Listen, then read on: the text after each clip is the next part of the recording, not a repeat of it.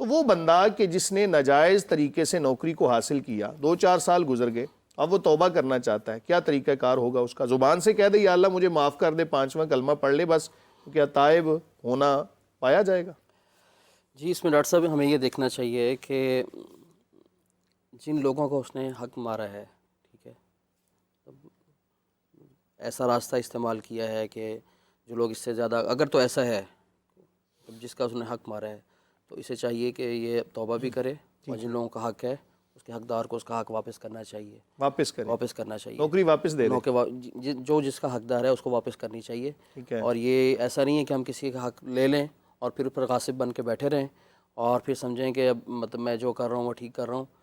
میں تو یہ سمجھتا ہوں کہ اس میں توبہ کے ساتھ ساتھ حقدار کو اس کا حق دینا، حقوق ظاہر ہے کہ انسان حقوق جو ہیں وہ تبھی ادا ہوتے ہیں جب آپ نے کسی کا حق لیا ہے۔ اب پروفیسر صاحب اس نے مال جمع کر لیا، 2-4 سال گزر گئے، اور مال بھی اس کے ساتھ اس کو پتہ ہے کہ یہ حرام کا مال ہے، ناجائز ذرائع سے حاصل کردہ ہے۔ یہ تو جملہ بولتے ہوئے بنا زبان کپ کپا جاتی ہے، لیکن آج کل تو صورتحال یہ ہے کہ نہیں دیکھا جاتا مال کہاں سے آ رہا ہے، اور حضور نبی کریم صلی اللہ علیہ وآلہ وسلم کا وہ فرمان بھی ہمارے سامنے آ جاتا ہے کہ ایک زمانہ آئے گا کہ جو مرد ہے نا وہ یہ نہیں دیکھے گا کہ مال کہاں سے آیا کیسے آیا، بس اس کو یہ ہوگا کہ میں نے مال جمع کرنا ہے۔ تو شاید یہ وہی، یقینی طور پہ یہ وہی زمانہ، اسی کے اندر ہم سانس لے رہے ہیں۔ ایک بندے نے مال جمع کر لیا اتنا زیادہ، اب اس کا دل کرتا ہے کہ میں، ایک تو سوال یہ ہے کہ میں اس سے توبہ کرنا چاہتا ہوں، تو اس کا طریقہ کار کیا ہوگا جو مال جمع کیا ہوا ہے؟ دوسرا یہ ہے کہ اس نے اسی مال سے حج عمرہ بھی کر لیا اور بہت سارے فلاحی کام بھی کر رہا ہے، تو اس کے بارے میں کیا حکم شرع ہوگا؟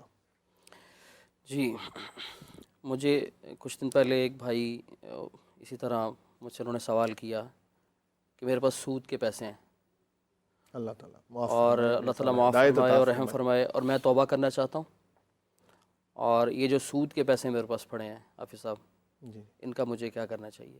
ظاہر ہے کہ وہ حلال نہیں ہے، حرام کا مال ہے یقینی طور پہ۔ تو اس میں جو علماء کی رائے اور مضبوط فتویٰ وہ یہی ہے کہ سود کے پیسے بغیر کسی نیکی کی نیت سے کسی ایسے شخص کو جس کے ذمہ سود ہے اور وہ توبہ کرنا چاہتا ہے، ٹھیک ہے، اس کا سود ادا کر دیں اور یہ توبہ کر لے، تو اس کی ان پیسوں سے جان چھوٹ جائے گی۔ یعنی یہ لازم ہے کہ جس کو پیسے دے وہ سود کے پیسے آگے ادا کرے، یا وہ سود کا رقم ہی ادا کرنی ہو، سود میں ہی، مطلب لازم ہے، لازمی ہے، اس کے علاوہ توبہ قابل قبول نہیں ہوگی؟ توبہ ایک الگ چیز ہے، ٹھیک ہے، لیکن اس مال کو اس نے جان چھڑوانی ہے اس سے، ٹھیک ہے، کہ یہ مطلب یہ حرام مال ہے میرے پاس ہے۔ اسی طرح کوئی بھی ایسا مال جو کسی نے کرپشن سے لیا ہے، کسی ضرورت مند کی مدد نہیں کر سکتا وہ اس سے؟ سود کے پیسوں سے کسی ضرورت مند کی مدد نہیں کر سکتا۔ مطلب اس کے پاس تو سود کے پیسے تھے، رشوت کے پیسے بھی آ گئے، سود اگر میرے لیے حرام ہے تو آپ کے لیے بھی حرام ہے، ٹھیک ہے، ان کے لیے بھی حرام ہے۔ کیا حکم شرع بدل نہیں جائے گا اس طرح؟ مطلب ایک بندے سے دوسرے بندے کے پاس جب حضور نبی کریم صلی اللہ علیہ وآلہ وسلم کا وہ فرمان کہ لکی صدقہ ولنا ہدیہ، تو کیا اس زمرے میں آ کے جب ملکیت بدلے گی تو حکم بدل نہیں جائے گا، یا کہ حکم اسی طرح رہے گا؟ حکم اسی طرح باقی رہے گا۔ علماء بھی بیٹھے ہوئے ہیں، سود کے پیسے کے حکم، سود کے پیسوں کا حکم ذرا بالکل الگ سے ہے، کیونکہ یہ وہ مال ہے جو بالکل جس کے بارے میں بہت سخت وعید ہے، ٹھیک ہے، اور اس سے انسان جان چھڑوانا چاہتا ہے۔ تو یہ اسی طرح اگر ہم دیکھ لیں کہ جن لوگوں کے پاس حرام کا پیسہ ہے یا مال ہے ان کے پاس، وہ کرپشن سے اکٹھا کیا ہے تو اسے جان چھڑوانا چاہتے ہیں، تو وہ اگر سود کا نہیں ہے تو وہ جس طرح آپ نے فرمایا۔ پروفیسر صاحب یہ بات آپ کی بالکل سمجھ میں آ گئی کہ وہ بندہ اپنے سے جان چھڑوانے کے لیے اس مال کو علیحدہ کر دے گا، لیکن یہ بات کہ کیا واقعتاً اس کو آگے سود کی ادائیگی کے لیے، میں ڈاکٹر صاحب کو بھی شامل کرتا ہوں، ڈاکٹر صاحب کیا اسی طرح ہوگا کہ وہ سود کے پیسوں میں ہی دینا ہوگا، یا کہ کوئی ضرورت مند آ جاتا ہے کوئی، تو کیا اس کو نہیں دے سکتے؟ اس کے بارے میں عام صراحت تو یہ ہے، سود کے علاوہ کرپشن کے مال میں رشوت جس سے لیے ان کو دے دے گا، جو مالک ہے۔ باقی سود کا جو مال ہے، سود کی جو رقم ہوتی ہے، تو اس پہ کوئی بھی ضرورت مند ہو، فقیر ہو، مسکین ہو، اس کو صدقے کے نیت کے بغیر جان چھڑانے کے لیے ان کے ہاتھ میں دے دے، یعنی اپنا دامن پاک کر اپنا دامن وغیرہ پاک کر لے۔ تو علماء فرماتے ہیں کہ اس میں اس کی بھی گنجائش ہے، اس طرح کہ ہر جگہ، جیسے کہ پروفیسر صاحب نے فرمایا، ہر جگہ وہ شکل نہیں ملتی، تو اگر کوئی جگہ ایسی ہے کہ وہ شکل ہے ہی نہیں تو بندہ کیا کرے گا آگے؟ تو جان چھڑانے کے لیے کوئی بھی مسکین، ہم مقید نہیں کر سکتے کہ اس مال کو یہاں پہ خرچ کرنا ہے، امید ہے اگر وہ دے دیں گے تو علماء فرما رہا ہے کہ اس میں چل جائے گا۔ مقصد یہ ہے کہ اپنا دامن پاک کرنا، آگے اگر کوئی ضرورت مند آ جاتا ہے اس کو دے دے، مطلب اپنے سے جدا کر کے تائب ہو جائے۔ حتی الامکان تو یہ ہونا چاہیے کہ حقدار تک اس کا حق پہنچایا جائے، اور اگر حقدار نہیں ملتا تو پھر اپنے سے وہ جان چھڑوانے ایک اور قانون چیز تو بھی یہی ہمیں ہے، سامنے رکھنی چاہیے. قانون تو یہی ہے ٹھیک ہے کہ جس بندے کا حق مارا ہے اس کو مال پہنچایا جائے، لیکن اگر بالفرض وہ ہے ہی نہیں، ان تک رسائی نہیں ہے، وہ بہت سارے لوگ ہیں کچھ پتہ نہیں ہے، تو پھر وہ والی شکل ہے جو یہاں بیان کی گئی. ٹھیک ہے یہاں ایک بات مفتی صاحب میں ایڈ اپ کرنا چاہتا ہوں. جی جی کرپشن کئی طرح سے ہوتی ہے نا. ایک تو ہے کہ مال آپ نے کمایا ہے. کرپشن کا مطلب بدعنوانی ہے. بدعنوانی مطلب بد دیانتی ہے. کسی بھی طرح کی بدعنوانی ٹھیک ہے، قانون سے ہٹ صرف گئے تو وہ قانون سے ہٹ کرپشن کے ہو ہوگی. سکتی ہے. وہ آپ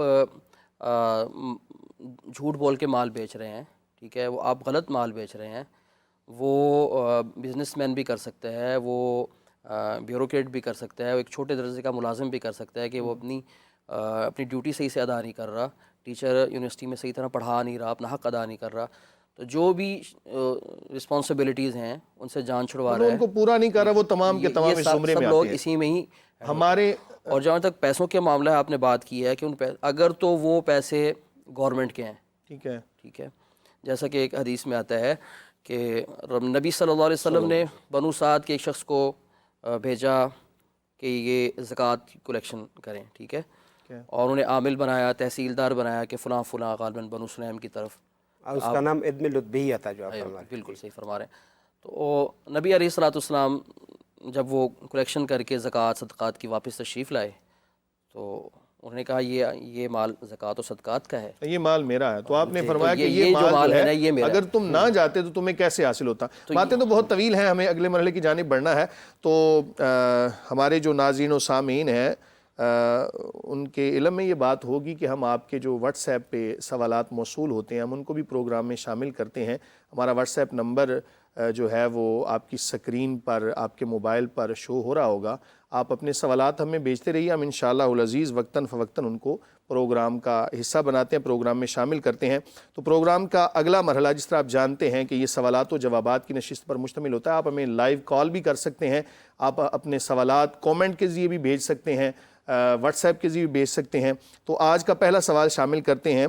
ڈاکٹر صاحب قاسم علی صاحب کا سوال ہے کہ تقدیر مبرم میں جو لکھا ہے وہ انسان کو مل کے رہنا ہے، تو پھر لوگ دعا اور وظیفہ کیوں کرتے ہیں؟ ماشاءاللہ کویسچن بڑا زبردست ہے. تقدیر کی دو قسمیں ہے کہ تقدیر معلق اور ایک تقدیر مبرم. مبرم کا معنی ہے کہ اٹل جو لکھا ہے وہی ہوگا آگے. اس میں دعاؤں کے حوالے سے احادیث میں چونکہ آیا ہوا ہے جی کہ دعاؤں کی برکت سے انسان کی مصیبت کم ہو جاتی ہے، پریشانی ختم ہو جاتی ہے، اللہ تعالیٰ کے ساتھ لنک اور تعلق بندے کا مضبوط ہو جاتا ہے، ایک طرح کا انسان بندے کو حوصلہ مل جاتا ہے. تو تقدیر کی مسلمان کے لیے بہت بڑے فوائد ہے. تقدیر سے پہلے یعنی اس کام کے وقوع سے پہلے انسان وہ ذرائع استعمال کرے، اسباب اختیار کرے، اس کے بعد جو ہو گیا تو پھر وہ سیٹسفائیڈ ہوگا، مطمئن ہوگا کہ لکھا ہوا ہوگا. تو دعا کرنے کا مقصد اللہ تعالیٰ سے لنک، اللہ تعالیٰ سے تعلق، اور دعاؤں کے اندر بہت بڑی طاقت ہوتی ہے. اور بعض دفعہ دعاؤں سے بہت کچھ بدل بھی جاتا ہے. تو اگر یہ ایک انسان کی عادت بن جائے تو پھر ظاہر بات ہے انسان ہر جگہ میں پھر ادھر ادھر نہیں یعنی بھاگے گا. وظیفہ کرنا بھی جائز ہے اور دعا کرنا بھی جائز ہے، اس کے ذریعے سے وظیفے کا تقدیر مطلب ایک عمل ہے. انسان کو اللہ تعالیٰ نے جو دنیا کے اندر بھیجا ہے مستقل عمل کے لیے بھیجا ہے، کردار کے لیے بھیجا ہے. تو اپنے عمل سے، اپنے کردار سے، دعا بھی ایک عمل ہے، اپنی نمازوں سے جو ہے آگے اب وہ کر لے اور اپنے آپ کو کامیاب بنا لے.